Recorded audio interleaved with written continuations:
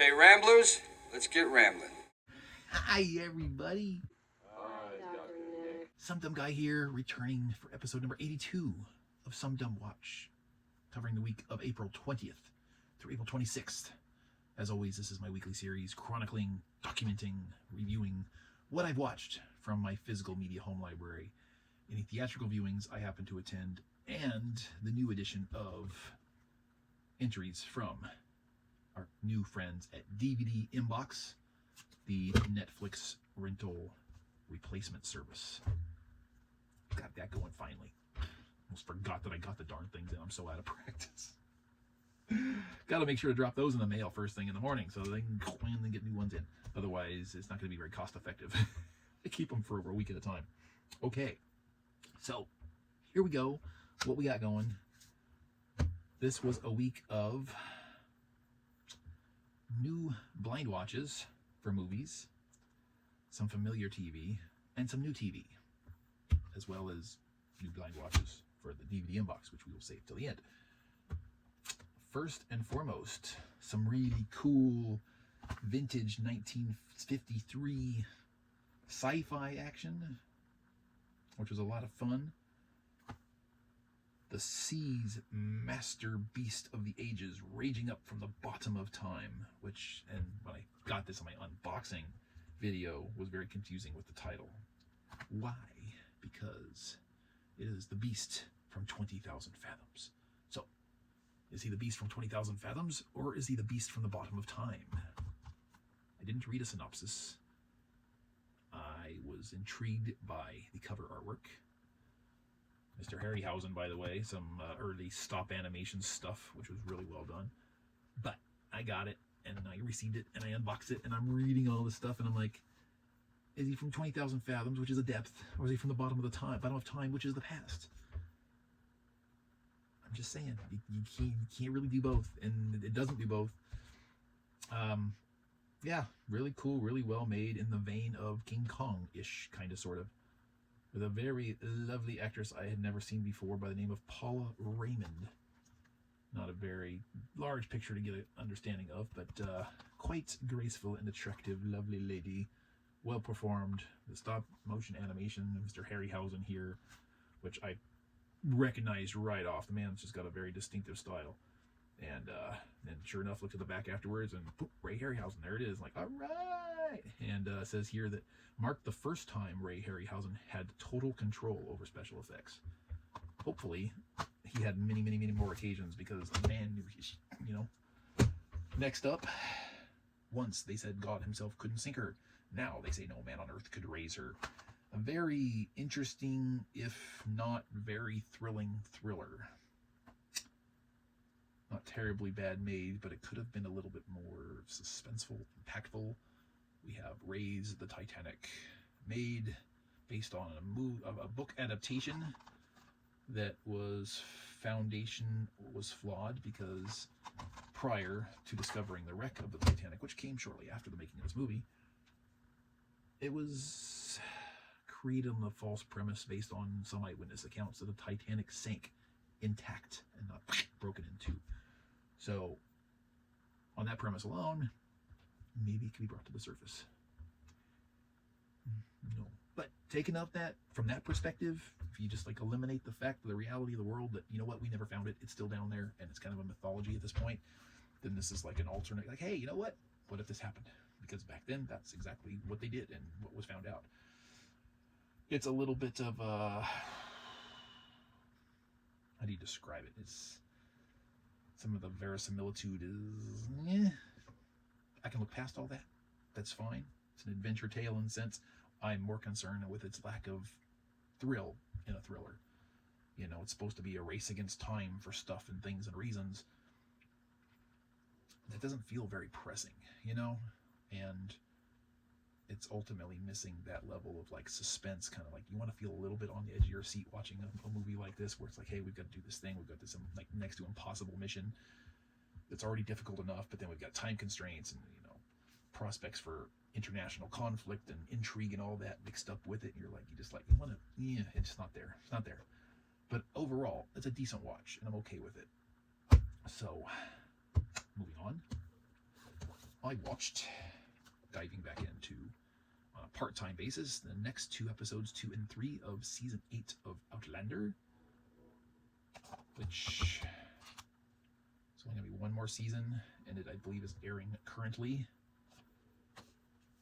It keeps expanding on its mythology, and I think it's getting too complex and too complicated for its own good.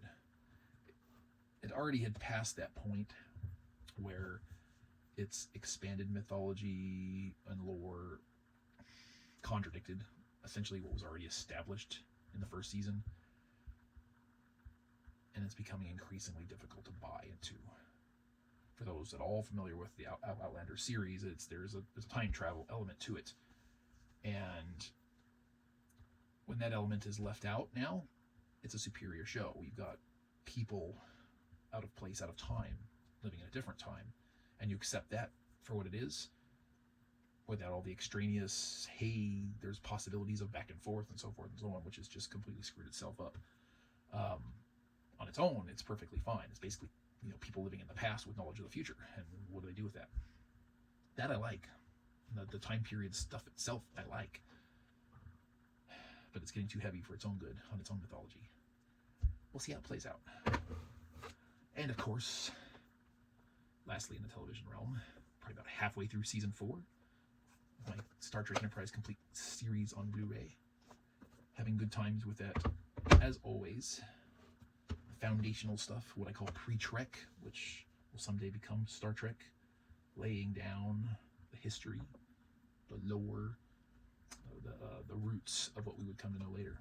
I think they did a pretty good job with that one. What do we call this? We need a segment, because I come to realize in this little rental thing, to try to make it timely, I'm not going to watch and then hold on to these discs pending recording my weekly video. That would be stupid. So I think ultimately what I end up need to do, because I have to mail to and receive to, and it's always got to be in groups of 2. The second the 2 are done, it's like I need to film what will become an excerpt into these videos so that I can send them on their way, and then have the replacements in transit pending watching, and then pending recording another episode of SumDumWatch. I don't want to delay my rental service for the sake of these videos. So once I've watched prior to mailing, if I record a little something about those and then insert them as an excerpt when applicable, I think that'll flow well. I need a name for the segment. Like, how about the Inbox Minute? We'll go for that for now. We're not going to have an Inbox Minute necessarily. I've got it here, but let's just pretend that we do.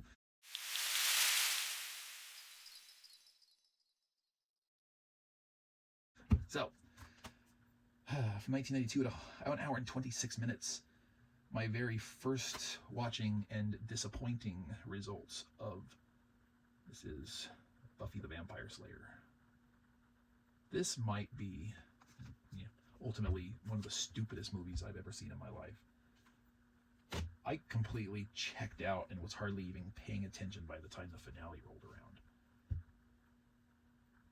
What a piece of shit this movie is. I'm sorry. I know there's a small faction of fans out there that like it. Obviously, it inspired what became a far superior sequel, rebootish kind of thing in the TV series, which I've only ever seen like the first season, which isn't considered good by most, and then a spattering of episodes while it was still airing. I'm hoping DVD Inbox picks this up as a show that they have on disc so I can continue on watching it. I'd like to. I'm interested in seeing that, because from what I understand, at least the show took itself mostly seriously.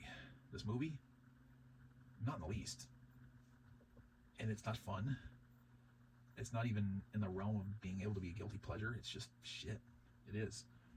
Which brings me to a real irony for my other viewing from 1978 at 1 hour and 40 minutes, which for other reasons was one of, if not the hardest movie I've ever had to sit through and watch. I don't know how many of you are going to know this one, but this is the original I Spit on Your Grave.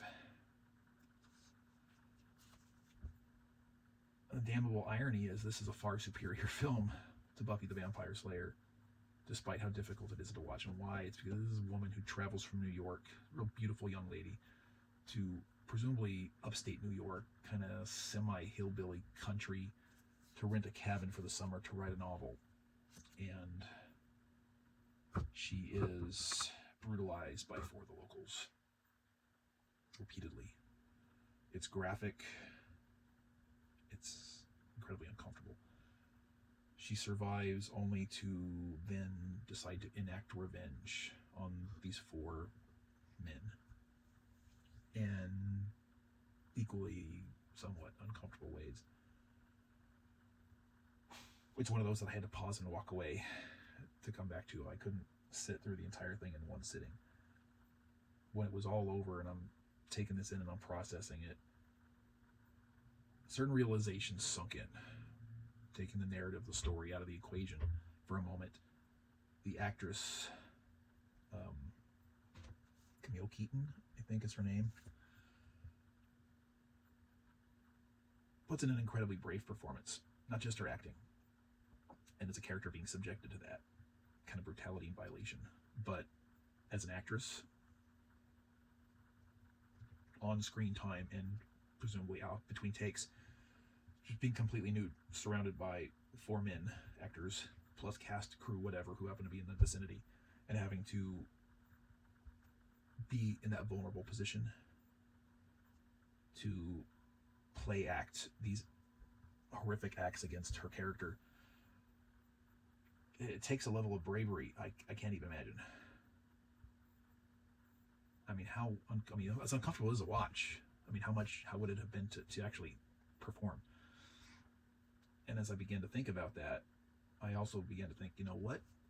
I have to give the same credit to the male actors, because they're stripping down to do their thing, not to the same level, but they're doing this, and they in turn have to portray these absolute monsters who would enact these levels of violence and abuse against an innocent woman. That in itself, and then ultimately the tail end of things, to then have the tables turn on them to where they are now the vulnerable victims. I use that term loosely, victims obviously, but they are in a sense equally victims of their own. I mean, it's a result of their own crime, but they are also equally victims of somebody else enacting some pretty serious violence against them. And you've got to offer a level of respect to the 5 actors in this case for the performances they gave and what they had to subject themselves to, the mindsets they had to put themselves into, the vulnerability they had to subject themselves to make this film. I don't know why anybody would want to write it or make it or produce it or direct it in the first place. I don't understand that mentality of like, hey, this will be entertaining. It's like, no, not really. But respect still to the performers themselves. I don't envy any of them. But like I said, I have to applaud what they must have had to put themselves through to do it. I can't even imagine that. And I don't think I want to. But I'm aware of it. And I think if anybody was to watch this movie, or if anybody has seen it that is watching this, take a second at least and consider that, because I think it's worth putting it out there and acknowledging. Because damn. On that note, that's it. What do you think of my viewings for this week? What did you yourselves watch from your own libraries? Did you get to make it to the theater? Did you see anything good, bad, or ugly otherwise? Obviously, I saw plenty of ugly. Word box it down below. Let me know. Thank you once again for joining me, for watching, for participating. If so, we're going to get this edited and posted. And then we're going to continue on with the 4th part recording of the most awesome, spectacular extravaganza of unboxings from the Warner Archive Collection sale from Movies Inc. I'll see you next time. And until then, I'm going to make like a treat and get out of here. Alan!